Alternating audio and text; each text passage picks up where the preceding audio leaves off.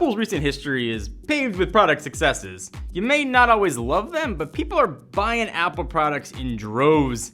And despite them teetering on being the first trillion-dollar company, they have laid some gigantic eggs in the past. Some you probably heard of, things like the G4 Cube, the Pippin, the trash can-inspired Mac Pro, the Apple Lisa, and the Newton. While researching Apple's history, I found 5 giant duds, most of which I had never heard of. Some of which came when Steve Jobs was ousted from Apple, and obviously way before he came back. So before I jump into the list, be sure to subscribe for more videos like this and turn notifications on. Cool? Here are your top 5 worst Apple products that I'm pretty sure you've never heard of.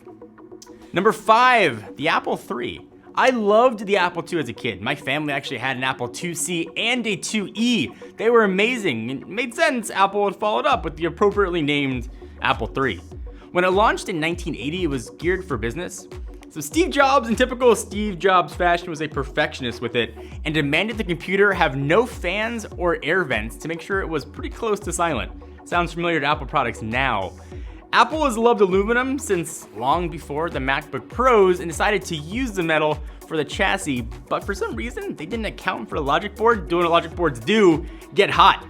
So it caused overheating, it caused the solder to start melting. In fact, it got so bad, every single Apple III that was ever shipped had to be repaired.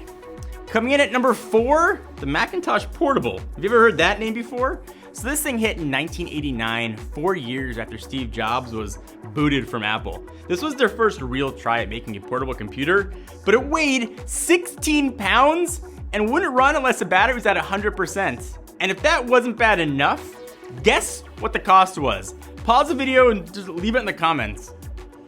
This thing cost $6,500, and you didn't even get terabytes and terabytes of SSD storage. Number 3, the 20th anniversary Mac.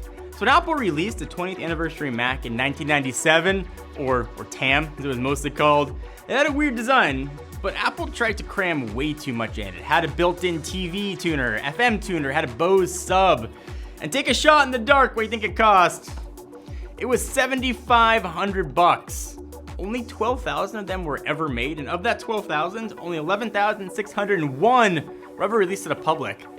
So hypothetically, it'd be pretty damn rare if, say, a certain YouTube channel have to have one of these odd machines just laying around.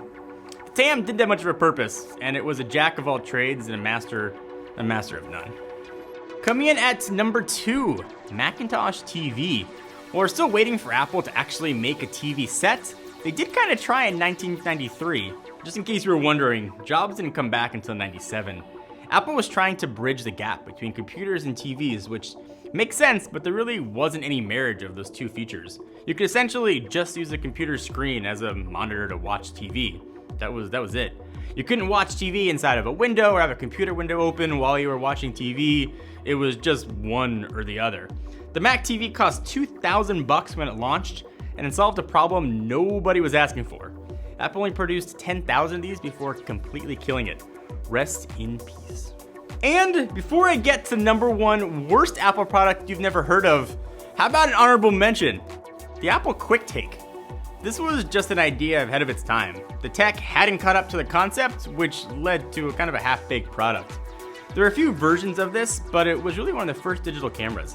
Originally released in 1994, the line did last on the market for 3 years, and if you needed more proof that this came out during a time when Jobs was gone, the QuickTake was actually developed by Kodak.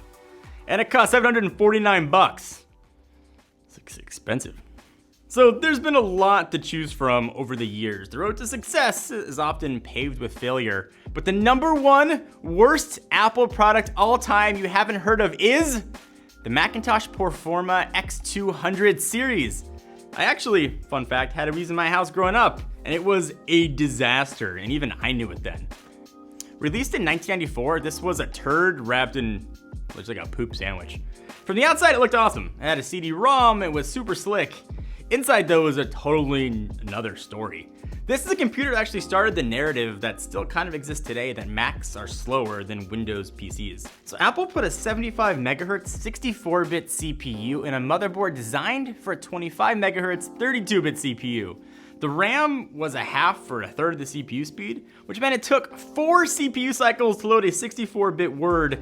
To make matters worse, or generally slower I guess, Apple used an IDE drive instead of a SCSI, making this thing an absolute dud and starting decades of PC fanboys flexing their muscles on Apple. I had a ton of fun writing this script, researching these products to find 5 that I had really never heard of. So be honest in the comments, how many of these 5 or 6, if you count the honorable mention, had you heard of?